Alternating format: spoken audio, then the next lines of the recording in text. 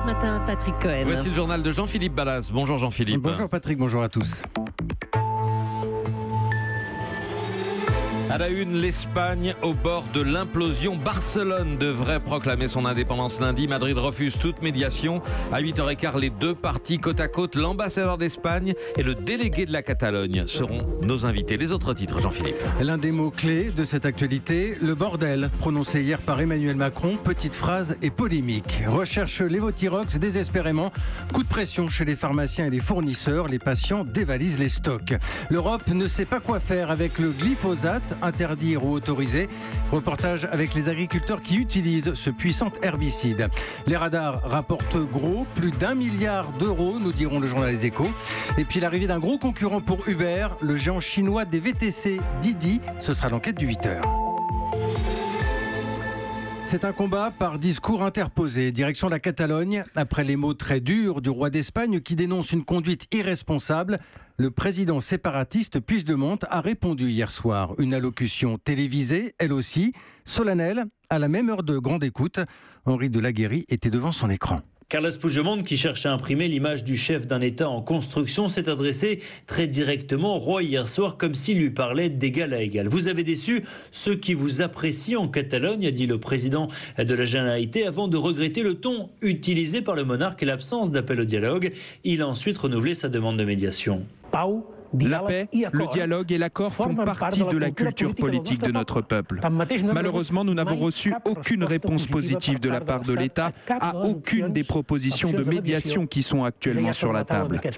Même s'il ne l'a pas directement évoqué, il ne renonce pas à la déclaration unilatérale d'indépendance, puisqu'il a rappelé qu'il mettrait en œuvre le résultat du vote. En insistant sur sa disposition à dialoguer, le président catalan cherche peut-être à gagner du temps.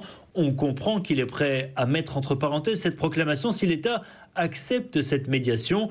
Mais pour Madrid, pas question d'entendre parler tant que le président catalan menace de faire sécession.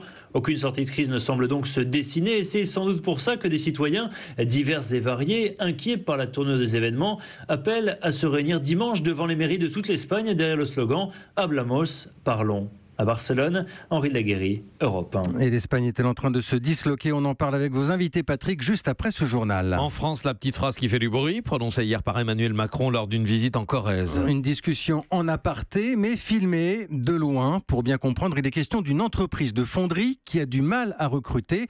Tendez l'oreille, le commentaire cash du président. Il y en a certains, au lieu de le bordel, il ferait mieux d'aller regarder s'ils ne peuvent pas avoir des postes là-bas, parce qu'il y en a qui ont les qualifications pour le faire. Hein. Et c'est pas loin de chez eux. Voilà, je vous répète la phrase d'Emmanuel Macron. Au lieu de foutre le bordel, il ferait mieux d'aller regarder s'ils ne peuvent pas avoir des postes là-bas. De qui parle-t-on? Eh bien, des salariés de GMS, l'équipementier automobile mis en liquidation. Des salariés qui avaient voulu manifester hier en marge de la visite du président. Mais écoutez ce matin la réponse énervée de l'un d'entre eux. C'est indigne de sa part de prononcer des mots comme ça envers les salariés. Ils ont qu'à aller chercher du boulot. On était en survie pendant 10 mois. Et comme ça, en 2 jours, allez au boulot, les gars. Cherchez du boulot. Allez à 2 heures de chez vous. Vendez vos maisons. Partez avec vos familles. Installez-vous ailleurs. Soyez modernes. Attendez, et ma femme et ma famille. Tout ce qui se passe dans ma vie. C'est ça qu'il veut pas entendre? C'est plus facile de bouffer des petits fours et de faire le beau dans les salons que de venir discuter dans la vraie vie avec les salariés. C'est des phrases pour faire mal, ils cherchent à se qu'on pète les plombs. Propos recueillis par Martin Fenot. Commentaire aussi dans la classe politique. L'opposition dénonce un mépris de classe. Réponse de l'Élysée. Emmanuel Macron a simplement rappelé que la recherche de solutions en matière d'emploi dépend de la responsabilité de tous les acteurs. Europe 1, 8h04. Le dispositif était censé calmer la colère des patients. Manifestement, le Levothyrox déchaîne toujours les passions. On parle de l'ancienne formule réclamée par les malades. Elle a bien été mise en circulation, 130 000 boîtes. Résultat, un raz-de-marée chez les pharmaciens et une pénurie chez les fournisseurs, Benjamin Lévesque. Oui, c'est simple. En 2 jours seulement, le stock a été épuisé de plus de 80%. Ça, c'est le chiffre que nous donne le syndicat des pharmaciens. Et à les entendre, la pénurie, ce n'est pas un problème de stock. C'est aussi la négligence des médecins qui ont délivré des ordonnances, même aux patients qui ne présentaient pas d'effets secondaires graves, selon Gilles Bonnefond de l'Union du syndicat de pharmaciens. On s'aperçoit qu'en fin de compte, la pression a été très forte et que la prescription de Thyrox s'est faite pratiquement en première intention, alors qu'elle devait être en dernière intention. Alors peut-être quelques cas étaient nécessaires, mais pas de là à épuiser 90 000 traitements alors qu'on a 9 000 patients qui ont des problèmes. 80% du stock épuisé, disent les pharmaciens. C'est faux, répond l'agence du médicament, qui affirme qu'il reste la moitié du stock, environ 70 000 boîtes. Alors la pénurie, elle l'explique par une mauvaise répartition entre les pharmacies. Certaines n'ont rien reçu, d'autres ont été bien fournies. Et pour tenir une quinzaine de jours jusqu'à la sortie d'un nouveau médicament, la NSM précise qu'elle fait venir en urgence 60 000 nouvelles boîtes d'Allemagne qui seront disponibles d'ici la fin de la semaine. Benjamin Lévesque. Également dans l'actualité ce matin, l'enquête sur les bonbonnes de gaz retrouvées dans le hall d'un immeuble du 16e arrondissement à Paris. On en sait plus sur le profil de 2 des 6 personnes interpellées. Il s'agit de 2 hommes signalés radicalisés et fichés S. Le sujet devient franchement embarrassant pour l'Union européenne. Nous parlons maintenant du glyphosate, ce puissant herbicide, cette molécule que l'on trouve notamment dans le Roundup de Monsanto. Que faut-il faire? L'autoriser ou l'interdire au nom de la santé publique? Débat toujours pas tranché à Bruxelles. Les experts se retrouvent aujourd'hui à défaut d'un vote et d'une position claire. Et eux, qu'en pensent-ils? Les agriculteurs, Lord d'Autriche est allé voir des céréaliers dans les Yvelines. Ils veulent bien remplacer le glyphosate, pas de problème.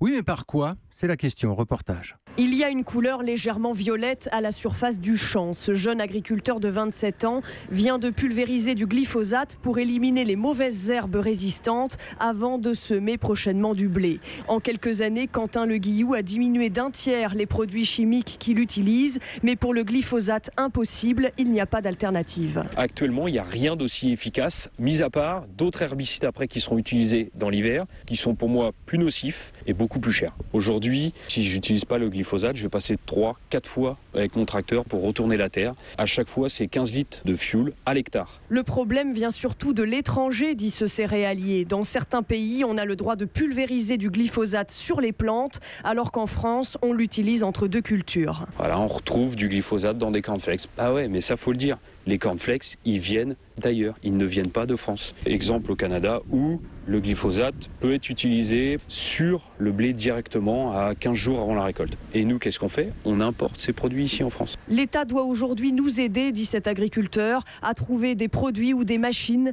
pour qu'on abandonne définitivement le glyphosate dans les années qui viennent. Lors d'Autriche, aux États-Unis, les enquêteurs espéraient beaucoup du témoignage de la compagne du tueur de Las Vegas. Marie-Lou Denley était aux Philippines. De retour, elle affirme qu'elle ignorait tout des projets de Stephen Paddock. Et une nouvelle qui vous fera peut-être bondir dans les monospaces. Les recettes des radars vont exploser en 2018. Bonjour Daniel Fortin. Bonjour Jean-Philippe. Le journal Les Échos, une hausse prévue de 10%, c'est ça? Oui, et au passage un record. Pour la première fois, les radars rapporteront donc plus d'1 milliard d'euros à l'État. Pour vous donner une idée, on en était encore un peu plus de 600 millions en 2016. Donc ça va très vite. 38% de hausse en 2 ans. Et ça s'explique bien sûr parce qu'il y a de plus en plus de radars sur les routes, 4700 aujourd'hui, et parce que l'État assume clairement cette politique répressive. Alors, j'ai une question un peu bête. Comment l'État peut-il fixer 1 an à l'avance les recettes des radars? Alors en effet, ça peut paraître maladroit parce que ça peut étayer cette fameuse croyance selon laquelle tout ça c'est pour remplir les caisses de l'État, coûte que coûte. Mais non, il faut tuer cette idée. Tout budget repose sur des estimations de recettes, donc ce fameux milliard des radars, ça n'est pas comme on le croit un objectif à atteindre. Par contre, si l'on doit faire un reproche à l'État, c'est celui du manque de transparence sur l'affectation de ces sommes. Peut-être serait-il bon qu'elles soient totalement utilisées pour l'amélioration de la sécurité routière. Or, ça n'est pas le cas aujourd'hui. Je rappelle quand même que sur les 12 derniers mois, le nombre de morts sur les routes a augmenté de 0,8%. Daniel Fortin du journal Les Échos. L'épouvantail chinois, on vous en parle souvent dans l'actualité économique. Eh bien, le voici qui débarque dans le secteur des VTC. C'est l'enquête du 8h. Bonjour Aurélien Fleureau. Bonjour. Grosse concurrence annoncée pour Uber. C'est le géant chinois Didi, c'est son nom, qui arrive aujourd'hui même en France. En résumé, c'est la guerre des plateformes des VTC. C'est ça ? Oui, et l'affrontement sera féroce. Didi, c'est la 2e start-up la plus chère au monde. Ils ont chassé Uber du marché chinois et arrivent avec l'ambition de devenir numéro 1 en Europe. Pour ça, ils ont injecté plusieurs dizaines de millions d'euros dans une plateforme en Estonie qui s'appelle Taxify, dont le lancement sera officiel en France dans moins d'1 heure. Ils comptent faire comment pour attirer les clients ? D'abord du classique, casser les prix. Pendant un mois, les courses seront 50% moins chères que chez Uber. Leur prix plancher, 3 € la course. Et leur objectif à long terme sera bien de casser ce quasi-monopole. Marcus Willig a 23 ans, c'est l'un des 3 cofondateurs de Taxify. Ce marché parisien est dominé par une entreprise américaine. Et on voit que ce n'est bon pour personne. Il doit y avoir des alternatives. Et nous sommes venus ici puisque près de 5000 chauffeurs sont prêts à travailler avec nous. C'est donc un signal fort d'être attendu ici. Et ce que Taxify a bien compris, c'est que dans le secteur des VTC, le nerf de la guerre, ce sont les chauffeurs. Ils comptent bien surfer sur la grève chez Uber en décembre dernier en proposant des conditions plus avantageuses, concrètement en prenant une commission plus faible sur chaque course. Et c'est ça qui a convaincu Nabil. Quand je suis allé à la formation, ils nous ont dit que ça sera les mêmes tarifs que Uber, mais il y a juste le pourcentage qui est de 15% et que chez Uber il est de 25%. Je vais dans les plateformes où ils me prennent le moins de pourcentage. Quand il y a une concurrence qui arrive en France, oui, ça va être bon pour nous. Et on peut donc imaginer pour eux un gain de 200 à 300 euros par mois, au moins au début. Ça sera suffisant quand même pour convaincre les chauffeurs du Uber, parce que Uber, c'est quand même l'application toujours numéro 1 aujourd'hui. Alors ça prendra du temps, mais c'est totalement envisageable. Si Uber connaissait dans les mois qui viennent un exode massif de chauffeurs, c'est leur modèle économique qui serait en péril, explique Grégoire Leclerc, cofondateur de l'Observatoire de l'ubérisation. Très concrètement, la position d'Uber sera fragilisée. Le point le plus sensible, c'est que en réalité, la matière rare, c'est le fait de pouvoir trouver des VTC qui soient fidèles, qui soient formés, qui soient opérationnels pour la plateforme. Ils n'ont pas assez de chauffeurs pour subvenir aux besoins de la flotte. Et aujourd'hui, le marché des VTC n'est pas extensible à l'infini. Bon, et en vrai, on est inquiet ce matin chez Uber, Aurélien ? Officiellement, pas de commentaires sur l'arrivée d'un concurrent, mais Uber a besoin de redorer son image. Une grande campagne de communication vient d'être, comme par hasard, lancée à destination des clients, mais aussi des chauffeurs, notamment pour accompagner ceux qui sont en difficulté financière. L'enquête du 8h signée Aurélien Fleureau. Et puis, si vous avez $6 000, vous pourrez peut-être assister à l'un des concerts très intimistes que Bruce Springsteen donne en ce moment à New York, dans une toute petite salle à Broadway.